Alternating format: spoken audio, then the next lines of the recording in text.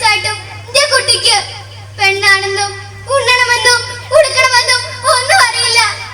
എനിക്ക് പ്രായമായി വരിക. ഞാൻ മരിച്ചാൽ ആരാ അവളെ നോക്ക? ആരാ അവളെ കുളിപ്പിക്ക? ആരാ അവൾക്ക് ഭക്ഷണം കൊടുക്ക? ആരും ഉണ്ടാവില്ല. ദുഷ്ടന്മാരെ ഈ ലോകം മുഴുവൻ. ചിലപ്പോ ഞാൻ മരിച്ചെന്നറിയുമ്പോ അയാള് വരും. അയാള് വന്ന അവസാനിപ്പിക്കും ഞാൻ ഈ സേനത്തിന് ഒരു മന്ദബുദ്ധിയുടെ. എനിക്ക് സ്ഥാനം വേണ്ടടി. അല്ലെങ്കിൽ വേണ്ട. അച്ഛന്റെ മോളിങ് വന്നേ. ഈ പെട്രോൾ ഒടിച്ച് കത്തിക്കാൻ ഞാൻ ഈ സാധനത്തിന്.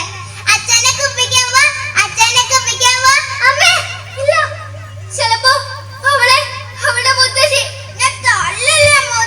തല്ലല്ലേ പോയി കാണും ഇവിടുന്ന്. നീ കാരണം നിന്റെ തന്തേ നാട് വിട്ട് ഇപ്പൊ തള്ളേ ചത്ത്. ഇനി ഇവിടെ നിന്നാ ചിലപ്പോ എന്റെ തല തെറിക്കും. പോയി കാണാം. ഇല്ലെങ്കിൽ ഈ തീ കൊള്ളി വെക്കും ഞാൻ. പഴയ പാട്ട്, എറമ്പ്, സെറുപ്പ്, നോട്ട്ബുക്ക്, അടേ കപ്പ ரொம்ப അനക്കാനപ്പുന്ന என்ன பாப்பா எதுக்கு அழுகாமா? என்ன முத்தശ്ശി തല്ലി. இந்த பொண்ணு கூட யாருமே இல்ல. ബംഗണ്ണ വാ. ഇല്ല, എന്റെ മോളെ ഞാൻ ആർക്കും വിട്ടു കൊടുക്കില്ല. ഈ ചോറ് വിഷം ചേർത്ത് ഞാൻ എന്റെ മോളെ ഇങ്ങ് വാ.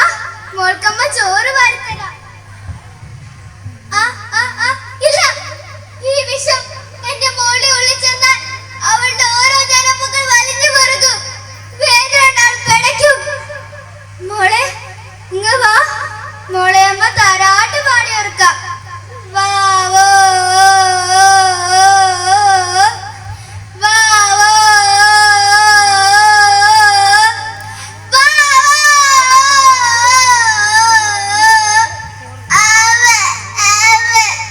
ഈശ്വര, കരയിപ്പിക്കാതെ വേദനിപ്പിക്കാതെ ഞാൻ എങ്ങനെ എന്റെ മോളെ ഒന്ന് കൊല്ലുക?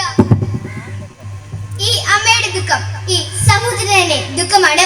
സഹതാപമല്ല ഇവർക്ക് ആവശ്യം, സ്നേഹമാണ്. സ്നേഹം മാത്രം. ഇവരെ നമ്മളിൽ ഒരാളായി കാണാൻ ശ്രമിക്കുക. നന്ദി, നമസ്കാരം.